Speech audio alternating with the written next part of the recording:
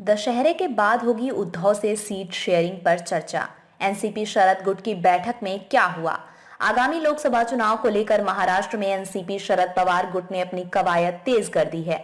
अजित पवार और उनके साथ के नेताओं के जाने के बाद पार्टी की जमीनी स्थिति कैसी है, इसको लेकर इस बैठक में विचार विमर्श का दौर चला। 2 दिवसीय समीक्षा बैठक के दौरान पार्टी नेताओं ने महाराष्ट्र की कुल 15 लोकसभा सीटों को लेकर चर्चा की। साथ ही कौन कौन लोग टिकट के इच्छुक हैं, इन विषयों को लेकर भी चर्चा की गई।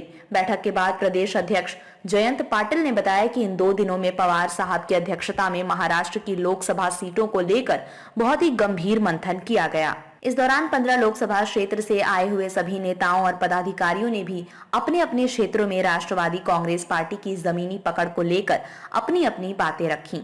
अजित पवार गुट के नेता के संपर्क में होने का दावा। इस दौरान प्रदेश अध्यक्ष जयंत पाटिल ने दावा किया है कि एनसीपी अजित पवार गुट के कई विधायक उनसे संपर्क में हैं। उन्होंने कहा कि उन विधायकों से रोज उनकी बातचीत होती है। हालांकि उन्होंने ये भी साफ किया कि लोकसभा सीट शेयरिंग को लेकर महाविकास अघाड़ी के घटक दलों के बीच अभी कोई चर्चा नहीं हुई है। दशहरा के बाद सीट शेयरिंग पर चर्चा। उन्होंने कहा कि अभी पार्टी के नेताओं के साथ बैठकों का दौर जारी है।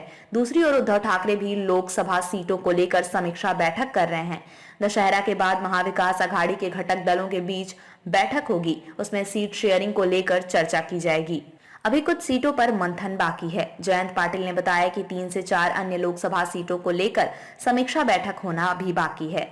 उन्होंने कहा कि इसके लिए जब शरद पवार वक्त देंगे तब उन सीटों पर चर्चा की जाएगी। इस दौरान यशवंत राव चहवाड़ को लेकर भी सवाल पूछा गया तो उन्होंने कहा कि यशवंत राव जी ने कभी भी बीजेपी के साथ जाने का विचार नहीं किया। यशवंत राव चहवाड़ को पोस्टर उन लोगों यानी अजित पवार गुट को लगाने की जरूरत क्यों पड़ी, ये सवाल उन्हीं लोगों से पूछा जाना चाहिए।